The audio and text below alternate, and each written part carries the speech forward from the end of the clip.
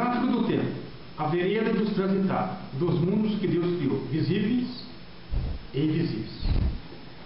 Esse segundo vídeo, ele fala panoramicamente de o gráfico do tempo, o calendário de Deus, o tempo eterno, o tempo segundo a ciência científica e o tempo segundo a ciência bíblica. Meu nome é Olívio Ezequiel da Silva. Olívio quer dizer árvore, árvore de oliveira. A oliveira é a árvore de destaque Israel. O seu fruto azeitona é extraído do mais finíssimo óleo que acendia as lâmpadas do candeeiro. Jesus é a oliveira verdadeira, nós, zambuzeiro ou oliveira brava, enxertado na oliveira verdadeira que é Jesus. Sem Jesus não fazemos nada, o simples mudar de um passo. Ele quem? Jesus. Ele é tudo na nossa vida.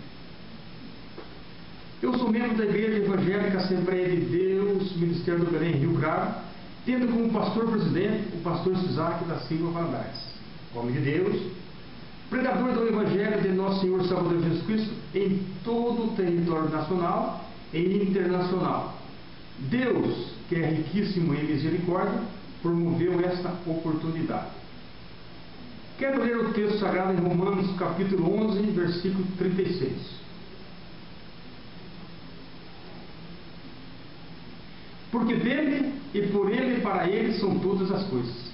Glória, pois, a ele. A quem? A Deus. Eternamente. Amém. Nesse segundo vídeo, o comentário será com 5 itens. O gráfico do tempo, o calendário de Deus, o tempo eterno, o tempo segundo a ciência científica e o tempo segundo a ciência bíblica. Um comentário panorâmico dos 5 itens. Uma história, seja ela real ou não, jamais ela será sem esses 2 itens, o trajeto e o transitado. Como estamos falando em tempos, o gráfico do tempo é o trajeto oficial e o calendário de Deus é o transitado oficial. Começaremos a descrever os 5 itens. O gráfico do tempo. Ele indica no seu trajeto 2 tipos de tempo, o tempo eterno e o tempo cronos.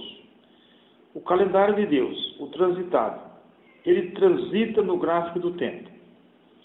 O tempo eterno, somente através da história, chamada a história de Deus, que houve desdobra no tempo eterno. No terceiro vídeo, pela misericórdia de Deus, que é de eternidade a eternidade, e sabedoria de Deus, falarei um pouco da desdobra do tempo eterno. O tempo segundo a ciência científica. Os olhos de Deus percorrem a terra procurando homens para fazer algo para Deus.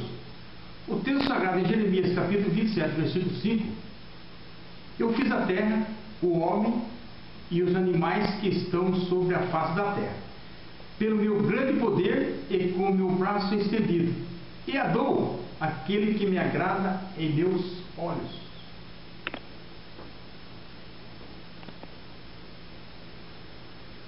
Temos um dos maiores físicos considerado pela história, o judeu Albert Einstein.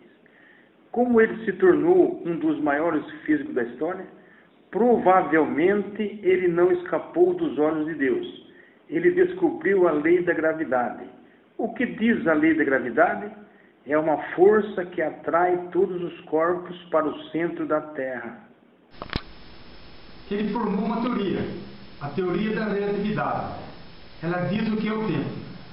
É uma quarta dimensão do contínuo espaço-tempo do universo, formado por 3 dimensões espaciais e uma temporal. Em outra versão, o tempo e o espaço tridimensional são concebidos em conjunto como se fossem uma variedade de 4 dimensões. O espaço-tempo, nesse um ponto, recebe a designação de acontecimento. Ele quis dizer que a variedade de 4 dimensões, as 3 espaciais, que são a altura, comprimento e largura, e a temporal, que seria a 4ª dimensão, o tempo, ele quis dizer que os acontecimentos acontecem como se fossem uma variedade de 4 dimensões, sendo 3 espaciais e uma temporal, sem controle.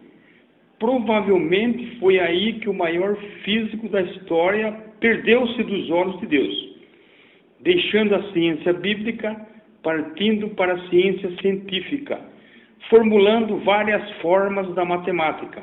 Por exemplo, os termos algébricos, equações de primeiro e segundo grau, etc. Com a teoria da relatividade, ele passou a estudar como se formou o universo. Dedicou-se os seus restos de vida nos estudos do universo, como ele se formou, mas não descobriu. O tempo, segundo a ciência bíblica, ele é 4 dimensões: largura, comprimento, altura e profundidade. Essas 4 dimensões estão sob o comando de Deus. Deus ordena e acontece na sua vontade absoluta, na sua vontade permissiva e na sua vontade preventiva. O tempo, segundo a ciência bíblica, nada acontece por acaso. Ele tem um comando que se chama Deus, como mostra no texto sagrado em Daniel capítulo 2, versículo 21. Ele quem? Deus. Ele muda os tempos e as horas, como aconteceu com Jonas. E veio a palavra do Senhor a Jonas, filho de Amitai, dizendo: levanta-te, vai à grande cidade de Nínive e clama contra ela, porque a sua malícia subiu até mim. Deus estava usando a sua vontade absoluta. Deus deu uma ordem: vai à grande cidade de Nínive e clama contra ela. Mas o homem tem o livre-arbítrio. E Jonas levantou-se e foi-se para Tarsis, tomando outro rumo. Deus novamente entra com a sua vontade absoluta, dando uma ordem a um grande vento, como está registrado no texto sagrado em Jonas capítulo 1, versículo 4. Mas o Senhor levantou ao mar um grande vento e fez-se no mar uma grande tempestade.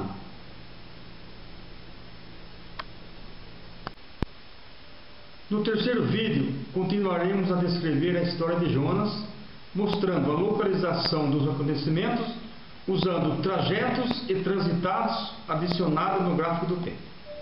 Os pensamentos de Deus são tão altos que os grãos de areias existentes no universo não bastaria em comparação. Tomamos os pensamentos de Deus como um sonho dos mais altos. Deus sonhou. O sonho tornou-se realidade, a criação do homem, com o livre-arbítrio para adorá-lo como o único Deus vivo e verdadeiro, imortal, sempre eterno, onipresente, onisciente, onipotente, multiforme, com nomenclatura, sem divisão.